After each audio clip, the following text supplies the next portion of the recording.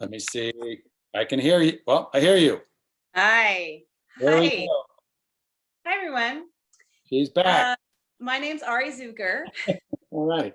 and I am technically challenged. Hi, everyone. That is a clear test in patience. And I just want to share that my computer is 9,700 years old, which is why I couldn't get on. So there we go. Yeah, you need jumping tables to start it. What's that? Oh, I do. I thought I would be cool and use my computer, and it didn't work. So here we are. Thank you again. Thank you for getting me on here, Shawn. And so today, thank you so much for joining us in our mindfulness webinar. We're so happy that you could join us. And I know that even so, there were a few technical problems trying to get on and getting your link. And so we have sort of a new method, and there's a whole beautiful pattern that we have. And so we try to let everybody know in the first email that you would be getting the Zoom link at the time of the webinar, but sorry for the confusion. So I did put a little list behind me just to remind us all of what we really are going to talk about, what we're really going to dive into today. And I know we have it written everywhere, but it's, as human beings, we need to be reminded on a constant basis of, all the amazing things of who we are and what we do on a daily basis. So we're going to talk about meditation versus mindfulness, the benefits of being mindful, and what if, this is my favorite, what if versus what is, and managing your mind. And also I will be looking for questions if I can see them. And if we don't catch them, if I can't see them on the panel, I know Shawn can see them as well. And we will definitely do a Q&A at the very end if you don't want to jump in the middle of that. So there you go. Shawn, I'm pretty sure you probably did an introduction because that was going. Yeah, I'm like, let's go. Let's be in the present moment. Let's do this. Exactly. So I'll repeat that a little bit so you can hear as well. I just want to thank everybody for being here and showing up for themselves, which is fantastic. As Ari said, by the way, the chat box is open. So if you do have questions, as you hear something that sparks a thought, a question, by all means, put it in the chat. So if I'm talking, Ari's going to kind of scroll through the chats a little bit. And when she's speaking, I'll try to scroll through the chats a little bit so we can answer your questions. So this is engaging. That is the idea. So we're all immersed in this experience together. It isn't, for example, just us talking all the time, because this is what it's about. It's your journey, your process, your life. And of course, as many of you know, we are life coaches, and we have a huge background in creating the life we imagine, whether it's on screen or off screen. And so making that transition with the clients and the people that we work with is really at the heart of who we are as people, creating a life you imagine. And for many of you who had been to the first webinar, that's a lot of what we talked about. And this time we wanted to talk about mindfulness, the idea of being mindful and fully present in our lives all of the time, the practice of it. And I mean, that's the distinction. So people go, well, what is meditation as opposed to mindfulness? And I was touching on a little bit, but mindfulness is that practice of, meditation is the practice of being mindful, the practice of being fully present. It is the process of discovery, of self-discovery, of discovering that world within you and the world around you. It is that exploration of how you function as a human being, how you think, in creating a more intimate, more compassionate, and we'll get into those, relationship with your mind. We're loving and we're kind and we're generous and confused and have all these incredible emotions going on. But the one thing that gets neglected so often is our mind, our thoughts. And if it's sorrow, pain, we just kind of bury it and we're like, I don't want to deal with that right now. I'd rather escape over here or get distracted by this. Or, as we'll talk about, is just being caught in the blockage of those same destructive, toxic thoughts. And how do we get that circulating? And that is the practice of meditation. And mindfulness is the daily living in the moment. throughout the day. Not easy. And some studies suggest that we're really only in a present moment, sometimes at 3 seconds at a time. Because a lot of times we're, bringing the past, living in the past, and then we're worried about the future, and we're not fully present in the moment. We bring all of these toxic thoughts that come in, and we're not handling them. We're not managing them with our mind, being mindful of them. And we just go about our day. So being fully aware, fully present in that moment. And we'll get into the benefits in sort of a deep dive, but scientists have proven it reduces our stress. We're allowed to manage the intensity of pressure, and it helps our immunity system as well. And the one thing that I love, and I'm sure everyone's heard me talk about it, feeling alive in the moment with purpose and passion. When we live mindfully, we actually have a more immersive experience in our life, and the quality of our life is better. We're living with more meaning, more passion, a sense of purpose, a sense of service to others. And that's the beauty and the benefits of living mindfully.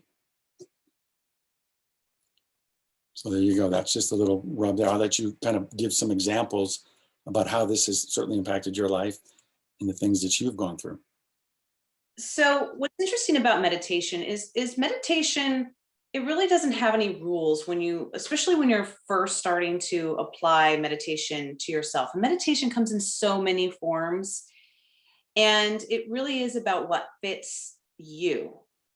Because I always try to reiterate that meditation sounds to some people like, oh, I'm going to meditate, and to other people, it's a very important part of their day, and really people can really clear their minds. But let's face it, those of us who are really, are busy, or your moms, or you've got a career and you're a mom, or we're dealing with the situation with COVID. It's really, really hard. And I totally understand. It's really hard to get to that place where you want to switch to meditation and having a clear mind and being mindful of yourself. And so my examples, like my day is different every day. I have no set schedule. And so for me, it's really difficult to fit those perfect, meditation times in for myself. And so what I really decided to do was always to take a deep breath.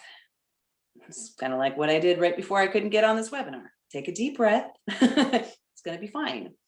And it's really forms of training your mind to slow down and be in the moment. So if I have a morning where I've got to be up at 5:30 in the morning, I got to make my daughter breakfast, I have to get to work on time. And I use the time of getting myself ready. I choose this.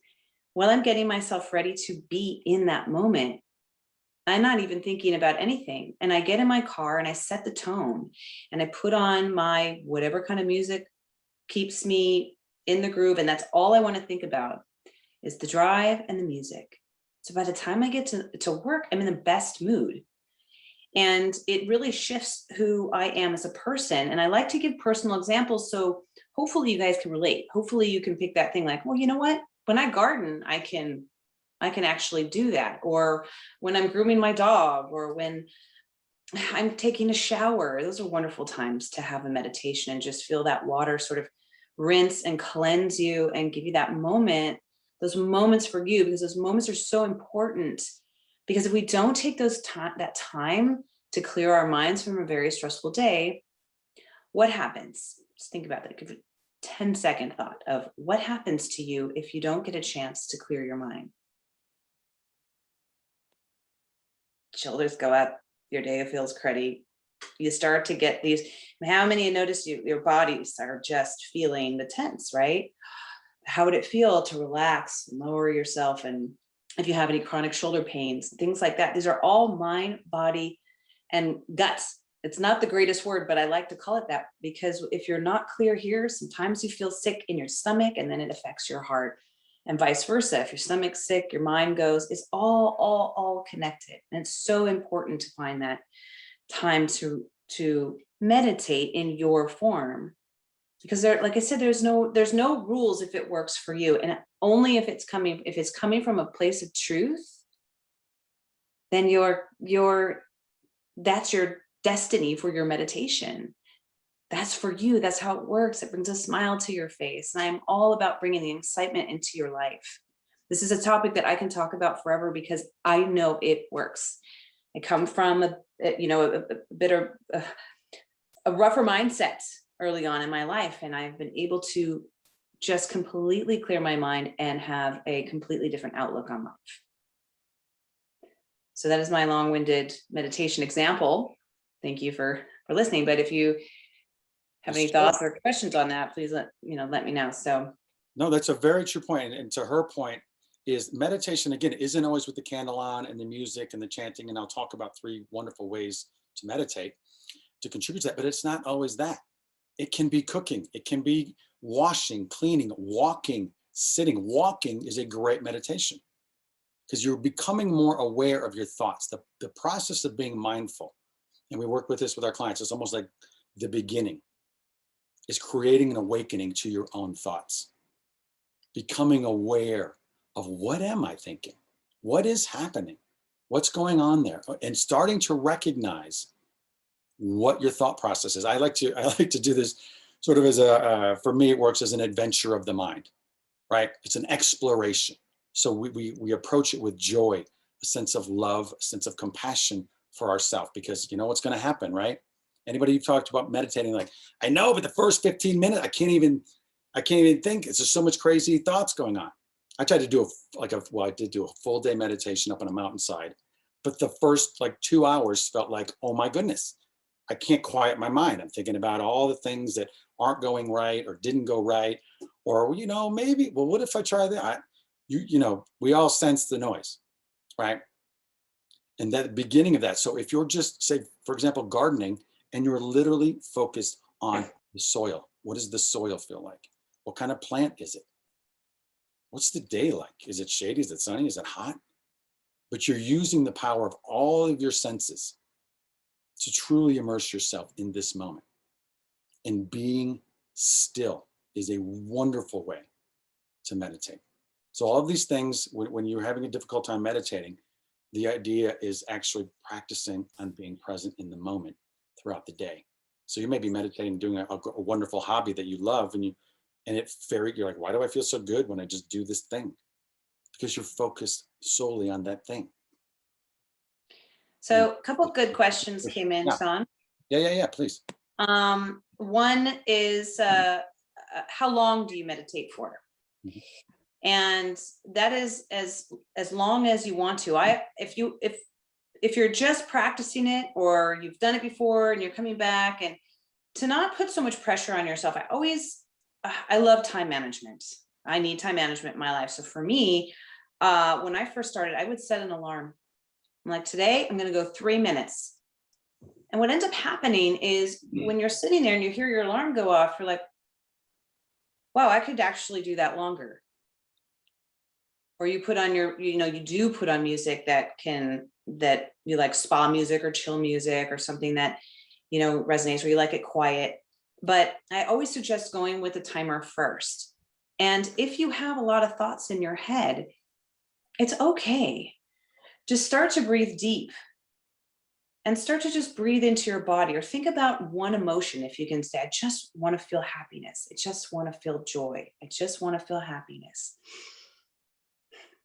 And you can almost just make yourself just calm. It's sort of what we do when children have tantrums, right? We try to come up with words or things that just help a child calm. And we almost have to calm our own minds. This is a whole other conversation, but it's something that it's a learned thing from when we're children, is to change our thought process.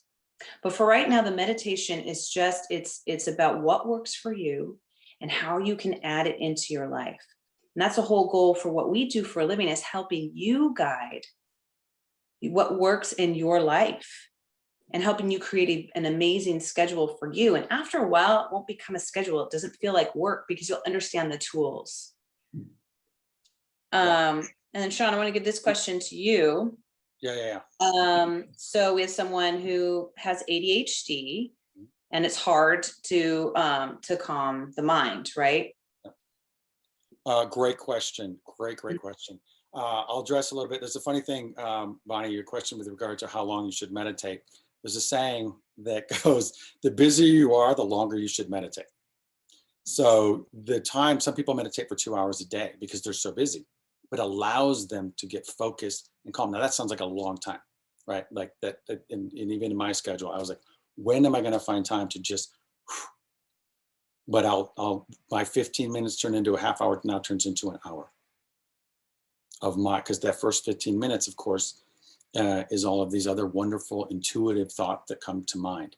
And to your point, how, talking about ADHD and trying to calm your mind, that's a beautiful intention.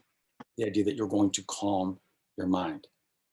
And when you sit still and when you're in that present moment of choosing to be mindful, I get up just earlier now, before the day starts.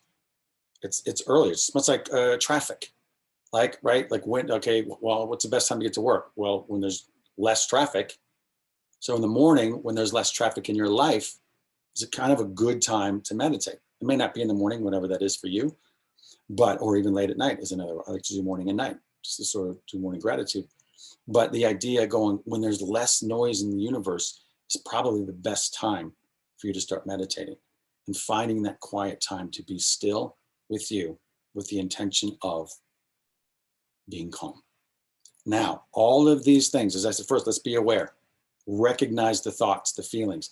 And a lot of times what ends up happening, the sorrow, the anger, the frustration, the despair starts coming in. These are the thoughts.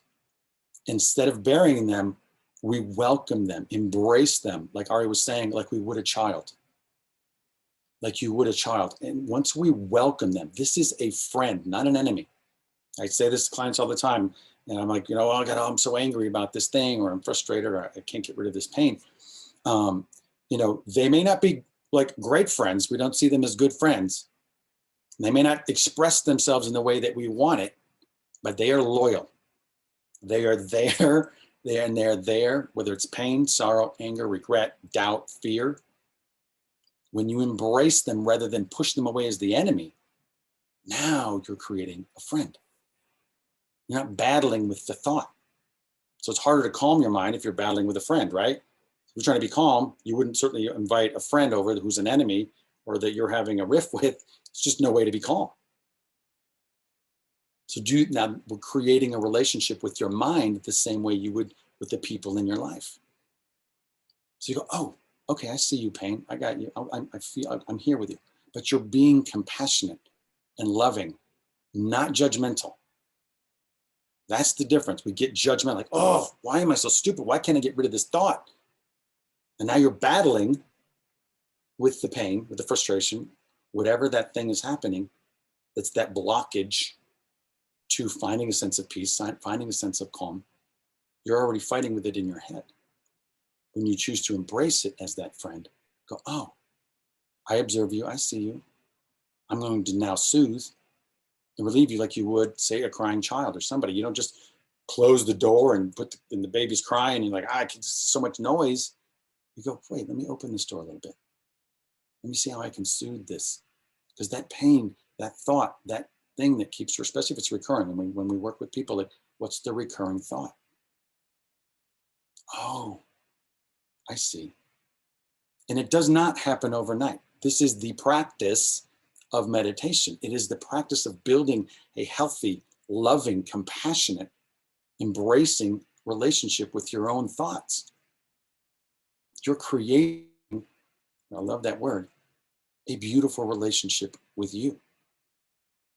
And so now it's not a negative or positive thought. It's a thought that there's to teach you something.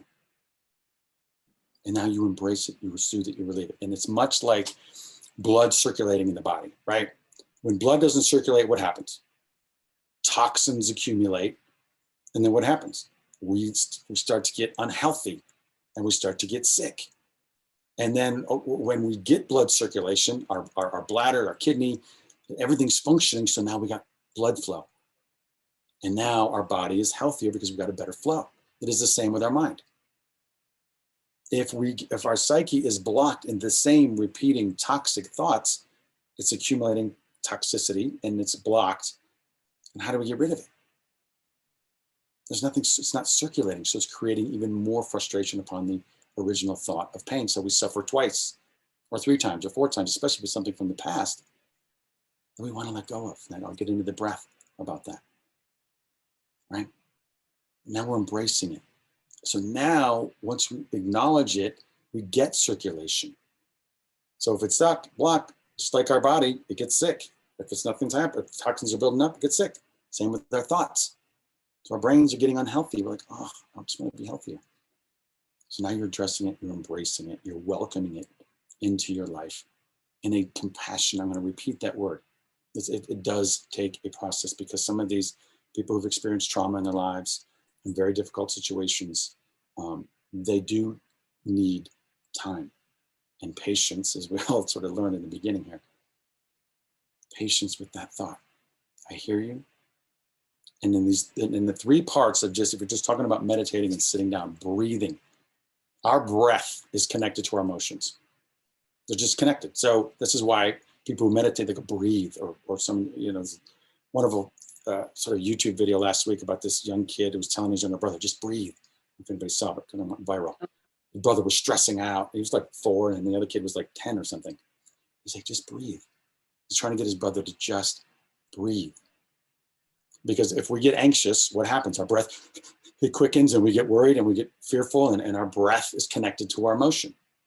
If we're calm and we're relaxed, we're sitting on the beach or the poolside or whatever brings us joy, or doing a puzzle, it's connected to that emotion. So when you connect, when you can control your breath, you're actually controlling your emotion, because they're connected. That's why we'll feel a little more relaxed each time we breathe. There's different breathing exercises. The diaphragmatic breathing, most of us do it from the chest, and if we don't really get down deep, which is what mindfulness, as you go through the process, we get a deeper understanding and more compassion with that thought. And then we're breathing. The second thing is visualization. So once we get breathing, we're in a calmer state. So to answer your question, I love your questions, by the way. But going with that intention to be calm and be compassionate with your mind. That's all I'm doing. Yeah. I want to move on to the mindfulness portion of it, because you're on such a good roll. Like the benefits too of what the meditation is to the mindful. Yes, please. Live in the moment, because it just correlates so well. Yeah, I touching in on that, because the mindfulness is that being present with that friend, right, with that thought, as a daily, not even an exercise, but you're practicing. So when you meditate, the practice of creating a healthier mind. Now, as you move about your day in the real world, when you can't sit and go home, and then the boss wants you to do this, or the kids need you to do that, you're equipping yourself now with the tools to manage that. Oh, there's a frustration. I know you. I'm about to yell right now because someone's making me crazy about it, whatever. But I'm managing that emotion, that thought, because I took time to befriend it. I'm not fighting with it. So when and they happen, they're going to happen throughout your day. These things that aren't going to go your way, they're not going to be pleasant. Some things will be painful. Some other experience will spark another traumatic experience that you perhaps had. But you go, I know you. I know you. I love you. I'm with you.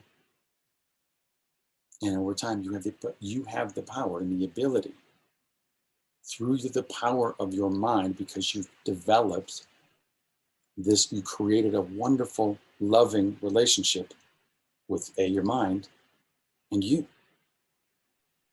It's one of the big challenges that many, many, many people have, and Ari can speak to this as well, as we work with a lot of the people. They're like, I go, well, how often do you spend time loving yourself? And we don't necessarily call it meditation, but that can be very meditative. But ultimately, I don't have time to love myself. I got to love everyone else and take care of this, that, and the other thing. And those things are in our life, without a doubt.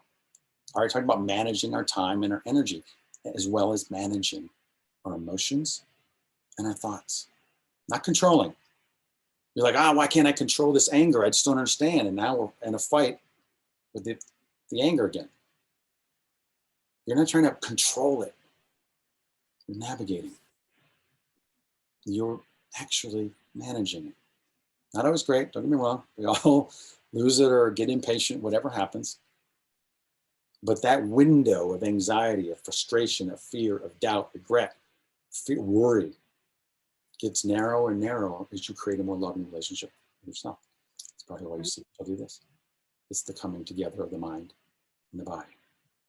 And in that third part of that mindfulness, in the way we meditate, is mantra. Saying these things verbally. There's sounds, there's frequencies that heighten the frequency in our life, that generate more love, more peace. You know, if it's like crazy rock, death, metal, whatever, you can see the frustration it kind of would build in somebody. But if there's more peaceful frequency, you go, oh, it actually helps the mind. In a mantra, and the things that we can say to ourselves. Mantra is man, mind. Tra is transcend. So if we say to ourselves a certain mantra, a soothing mantra, a healing mantra, we are now transcending the mind. That's why people have mantras. And they can be as simple, there's plenty of them, but there can be as simple as whatever works for you. The vibration of, I am worthy of love. I am worthy of peace.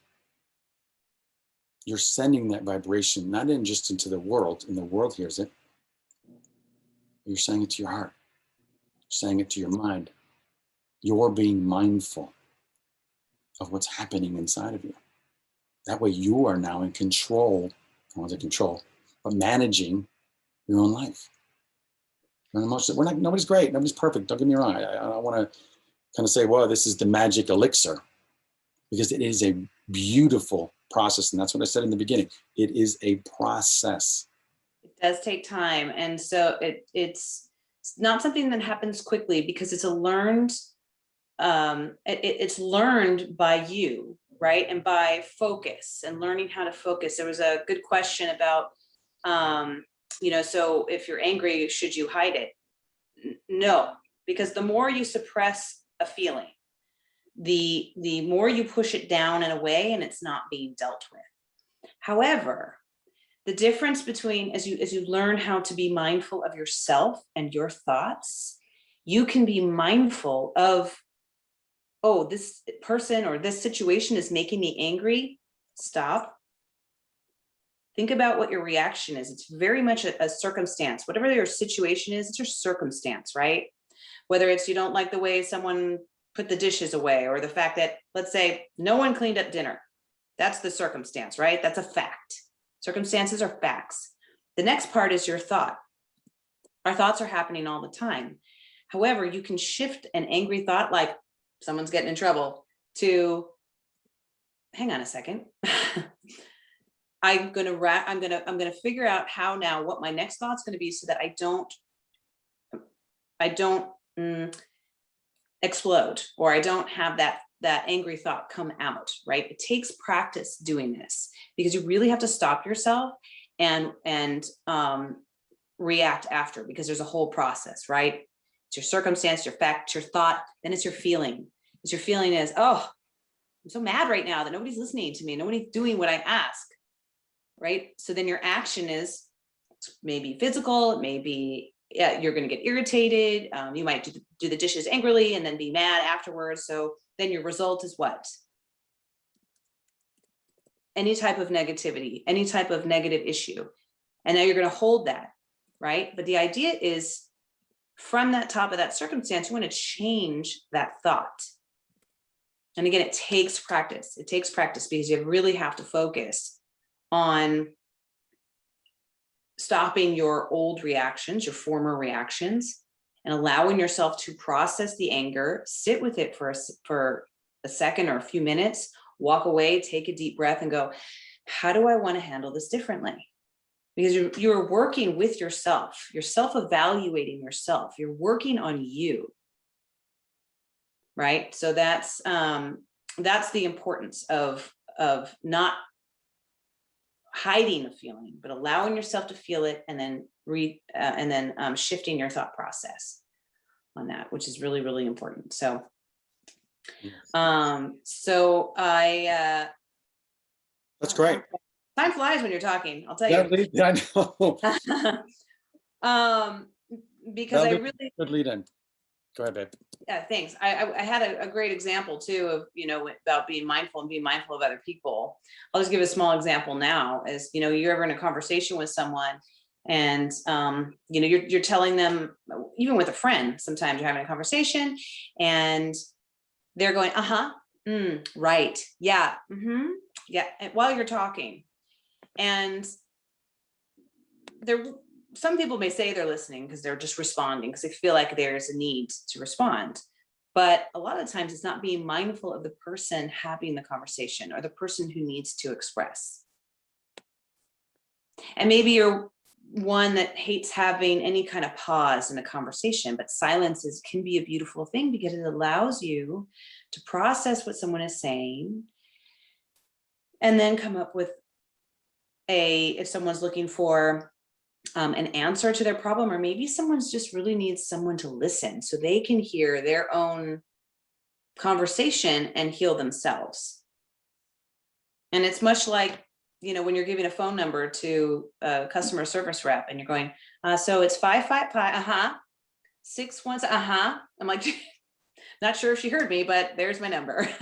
So those are little tiny examples of, how we can be more mindful. And I give these teeny tiny processes because if you can really think about these little teeny tiny things during the day that really make a big difference, that shifts your mindset. That's actually how we work. We break down things in such a small manner in the beginning. Even it might sound minute and tedious, but in order to start shifting the way that you think and you feel and you meditate, you have to start with the small steps.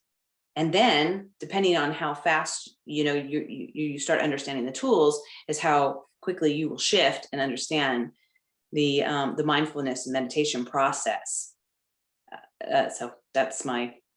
It's good. I want to sort of jump on something you mentioned about silence, when we invite that into a personal conversation, which is a wonderful example of when you give someone space or even allow yourself space for silence. This has been a process for me of allowing space. So much wonderful energy can infuse the moment, and vulnerability, quite honestly, because we don't have to talk, we don't have to inject, we don't have to fix, we don't have to do the thing, whatever it is that occupies our tendencies. But only we know as we become, have a deeper relationship with those thoughts, with those things. But allowing silence is so hard for many, many people to sit in silence, even with oneself. And I know it was like, well, I would love a moment of silence. What are you talking about? But that is that moment of solitude as opposed to, say, loneliness, right? We can view the same thing. It is shifting that perspective on those thoughts as you get to the root of them, as you have a relationship with them.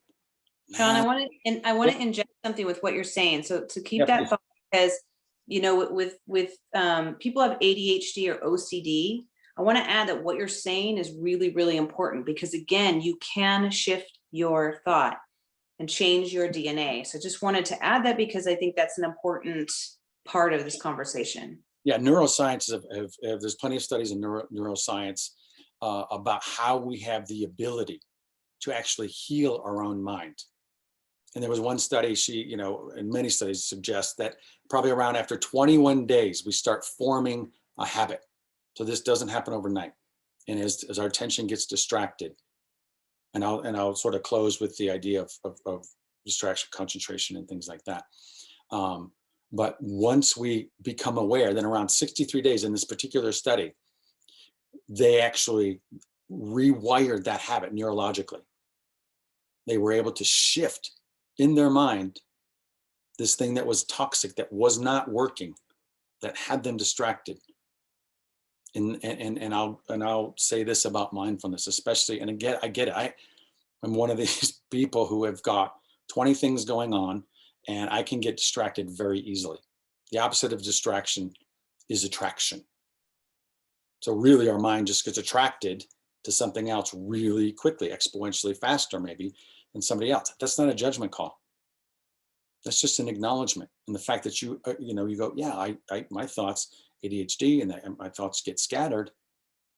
Ah, I hear you. Now I can have a relationship with you rather than, but go ahead. And that's powerful. That's owning your power, having that silence, right? So someone just asked if someone's expecting an answer right away. Well, that's on them. If they're expecting something right away, that's not on you.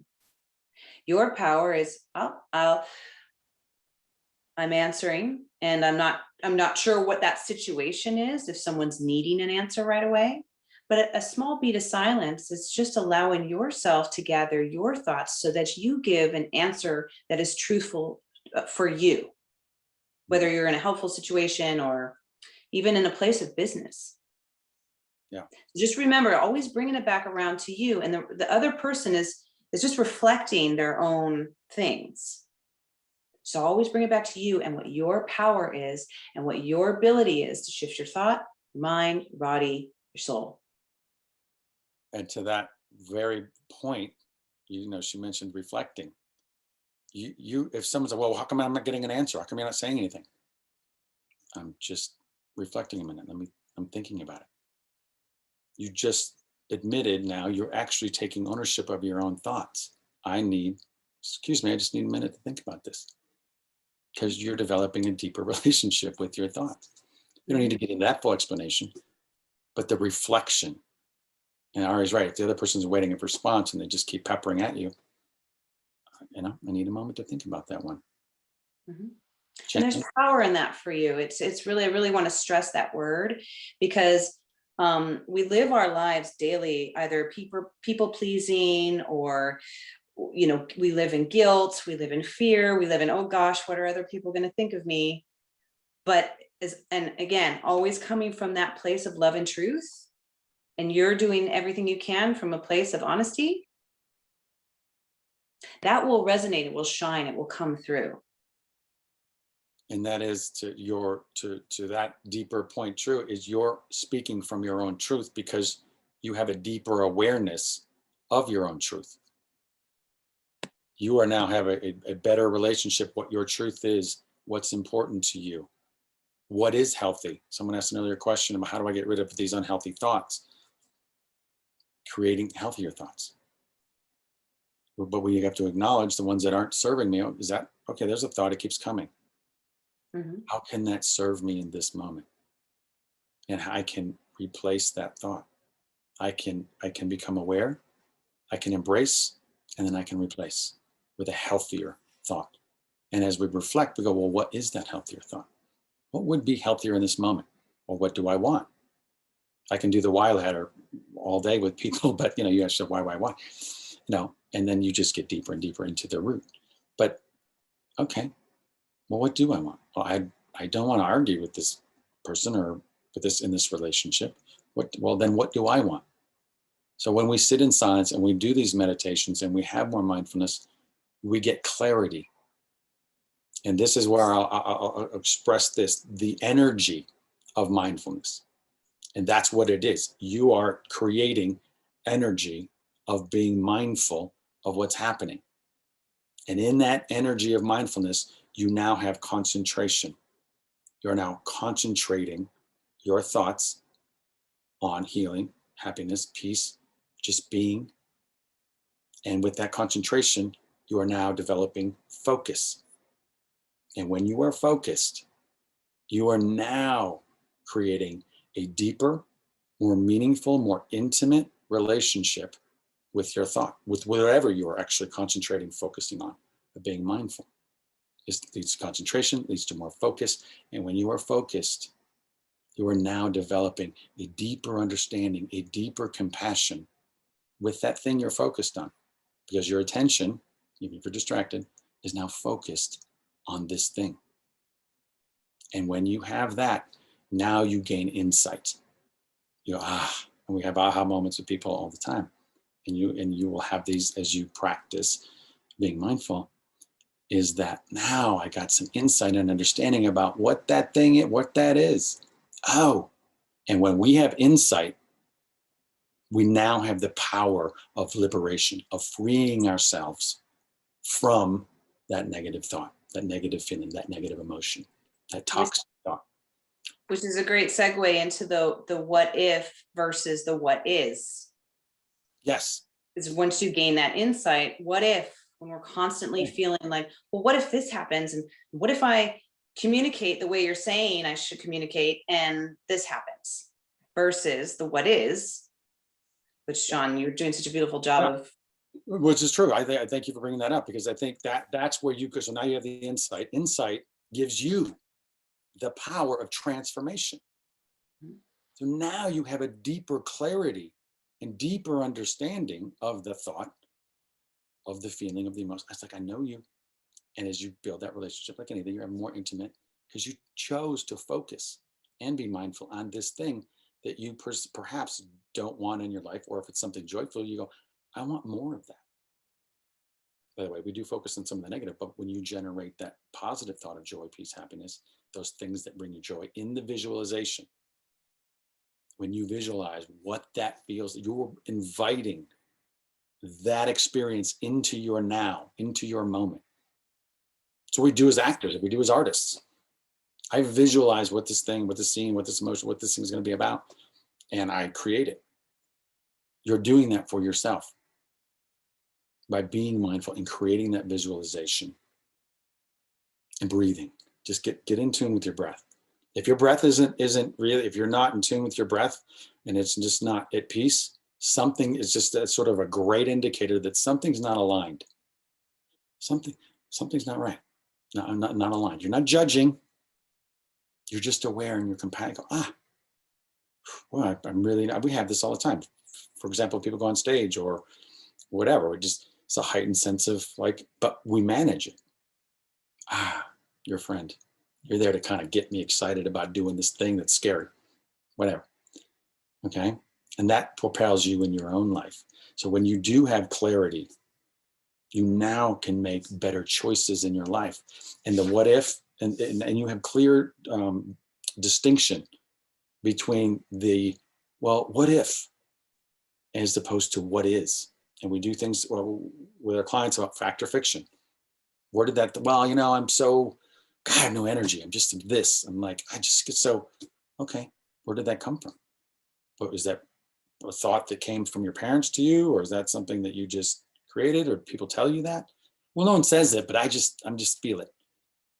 I'm so stupid. I can't believe I do the thing. You're like, okay. So this is a conversation you're having with yourself. Cool. Not a judgment. We're aware. Great. And we go through certainly these toxic thoughts. This is another great exercise. I'll give you one more before we leave too, is if you can write down a list, all of these toxic thoughts that start recurring in your head, you go, oh, I keep saying to myself, happens every morning. I get up, I'm like, I'm so unproductive. God, I'm so unmotivated. Write it down. Like, why am I unmotivated? You got to take a look at that. Take the time. That's really being mindful, rather than going, dismissing it. And you have the list of things that you're saying to yourself. And then you go, I want you to turn to your friend or someone who's in your household or whatever. Probably shouldn't do this, but the idea being, imagine yourself saying this to your friend. You are so unproductive. You are so stupid. God, you're so mindless. Why don't you get off and why are you so unmotivated? Why? That whole list. When you verbalize that, you'll sense the toxicity, and you probably, more than likely, wouldn't say that to a friend. But yet you're absolutely comfortable. Your unconscious mind is like comfortable saying it to yourself because you've been doing it for so many years. And we're on autopilot. We don't even know it. We're not even at the wheel of our own car. We're like, why is my life out of control? Well, you're not at the wheel. You're in control of your own thoughts. I would say navigate and managing those thoughts. Because you created mindfulness around it. That's the seed. And anything that we nourish grows, right? So if we're just obsessing about anger, fear, doubt, frustration, the pain that would happen to us when we're a breakup or whatever it is, well, we keep nourishing, watering that, and then what is it going to happen? It's going to grow. It's a thought formation in our mind. A thought, of course, elicits a feeling.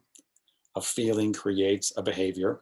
That behavior produces an experience. That experience ultimately creates a state of mind, of being. based on that thought. Happens in nanoseconds. I think we talked about this before, but a singular thought is so powerful.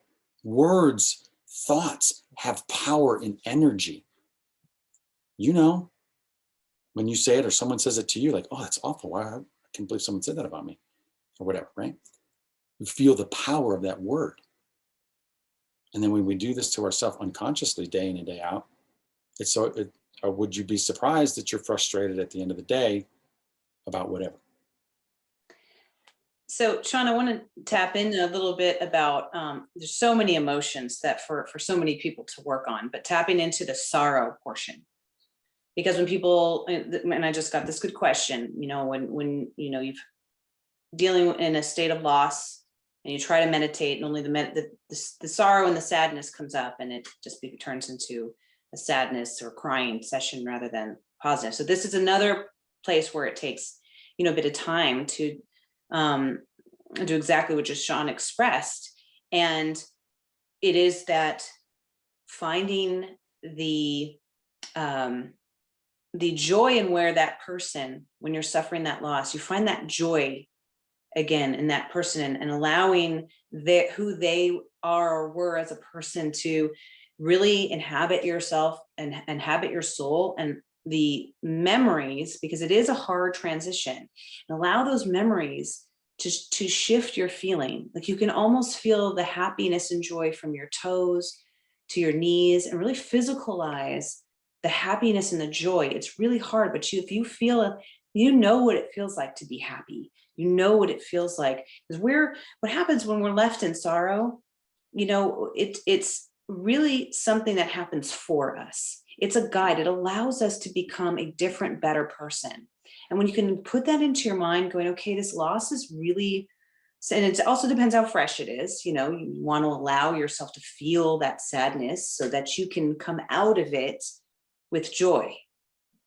But the goal is for you, depending on how long it is. And again, this is something that really needs to be worked on and focused if you're ready to kind of move in that direction, because it can be a bit of daily work, and you're going to go up and down. I mean, it's just everybody's situation is so slightly different. We just have to remember the work. I really want to stress that, because we're not going to fix that in this webinar, but we can help guide you to where you need to be and where you can be going. Just to be really clear on that, you know, it's so when you're feeling that joy from your joints and all through your body and over your head and into your eyebrows, you can feel the difference. You can do this exercise on your own, and you can quickly, once you really learn how to do it, you can quickly shift your emotion. And it really works. I mean, it's something that I studied to actually better help myself in my career. People ask me all the time, how do you cry? Because I feel it. I literally feel what is happening. And I understand the process of what and this is something that Shawn touched upon earlier. This is when your toxicity, if you think negative thoughts, how it affects our body, how our sorrow affects our body, our health, our immune system, how we choose to eat when we don't feel well or when we're feeling negative. It all affects us. It is all connected. So I just wanted to touch upon that. It's so important to remember all these pieces. And it's so good. And we don't want to indulge everybody's time. I know we're going over an hour, and it's later on the East Coast, or if you're from another country. But I think I want to really kind of speak to that moment. And it is the power of perception in that sorrow. If you believe it's there to bring you more suffering, what do you think it would do? Mm-hmm. It would create more suffering. If you believe that sorrow is there to somehow, not an overnight elixir, heal you, you shift that perspective just a little bit, and we connect the dots of our life. And you go, now you're not, it's not under a microscope and you're scared and worried and dissecting it. You get a bird's eye view, you back up a little bit and you go, wait a minute, what is this about? Because it is for good. When you shift that perspective, and even trauma, of course, those are painful, without a doubt. And healing takes time. When that is your intention, and when you're aware to go, I want to shift that perspective a little bit. I don't want to be so angry at it. And I don't think it's there to hurt me any longer. I think it's there to help heal me. And you brought up a wonderful point, Audrey. And I just want to kind of pivot on that a little bit for a second, because you addressed what is a huge problem. Oh, it's a huge problem for me. And when you can kind of shift that a little bit and go, oh, this is a huge opportunity for me. Because you have a very unique life. Everyone has such a unique life and such a beautiful life. When we look at through that lens, and I truly believe this, that we are all meant for a very unique purpose. We all have something so unique to contribute to the world. It's just hard to get at it, and it takes time. When you shift that a little bit, and when you view these things as problems and sorrow and pain and challenges, you go, oh, wait, see the difference? I got an opportunity. And now when you look at it that way, and it's the things I've done in my life, I did exhilarating highs and soul searching lows in this business. But that is one of the things that's seen me through, is recognize it through the lens, like, how is this an opportunity to help me grow, to learn, to evolve, and to contribute to the world? How? I don't have the answer right away, and it doesn't always come in the way that you expect it, but it's coming with a deep sense of belief in that power, because you have that power. And then you shift this people-pleasing mentality into, well, why wouldn't I please and honor myself the way that I do other people? And now you're not necessarily a people pleaser, but you're actually serving other people in a deeper, more meaningful way, because you're honoring your own truth. It's another deep dive, but you can sense the shift in perspective and connect these beautiful dots for a wonderful purpose, that you are supposed to be living this extraordinary life where you're feeling alive with a true sense of passion, a true sense of purpose and meaning in the world, and serving others. And when you go home and you're having conversations with your loved ones or your coworkers or a child or whatever, a friend, I hope this resonates with you, and it makes your world even more meaningful and more mindful. I really do. And that is truly the purpose. And I want to thank everyone for showing up. I know we're a little bit over an hour. I have a tendency to talk, but yeah, I got lost for a little while at the beginning. So. Well, that's true. Okay, good. All right. Trying to be mindful of everyone's time and yes, of course. Yeah. I hope, did we answer a lot of these questions? I see a lot of wonderful truth. Thank you. Yes, it's getting late there. I see that so well. There's many different people who've inspired both of us, and finding mentors and people in our life. We talk about it all the time with clients: consistency, commitment, and coaching. We all have coaches. We have coaches. We have people who inspire us in different areas of our lives. And this is where this particular area of life coaching is helping you create the life you imagine. We have people who are financial, who are really good at that. They're mentors in financing. There's people who are really good at other aspects of our whole being. So it's a very holistic approach of finding true inspiration and self-empowerment. But that's the heart of why we're here. And I thank you all for sharing this wonderful hour. I hope to see you. By all means, please reach out at alohalifecoaching.com. Yes. Well, they We changed the business name. Yeah. Yeah. Yes. And if anybody had a strange issue with the Aloha sunsetsessions.com / anything, if you / webinar / it's going to go to that weird privacy page, because the website doesn't exist anymore. But just aloha-sunsetsessions.com will forward to alohalifecoaching.com, just to clear that up for anybody who's having issues today. But thank you all. And please, if this resonates with you, we can really help guide you on this. This is a passion for us. This is something we worked on very hard personally in our own lives. And it really means a lot to us to be able to take you to that next place, because we know it works. We know our model works.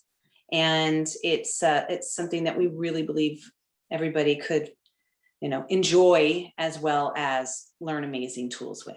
So thank you again so much for being a part of this and your time and your commitment. Yes, I love all your comments. Thank you all. Karen, yes, amazing, awesome. Deborah, namaste. Judy, appreciate it. Oh my God, just all of it. You can reach out to us at sorry, Shawn. You can reach out to us at alohalifecoaching.com. And we have free consultations, or you can jump right into our 16 session model. Yep. And that ends up being once a week for 4 months. I know it feels like it's a big commitment, but it really, when you break it down, it is, it's like if you kind of half it to the gym, you kind of buy a gym membership and you really never end up going. It doesn't really train you, right? It doesn't really train your mind. So that's why our model is 4 months, because it helps you engage and helps you make that commitment to you. Yep. And that's really what we're all about. Yes, for sure. It's alohalifecoaching.com.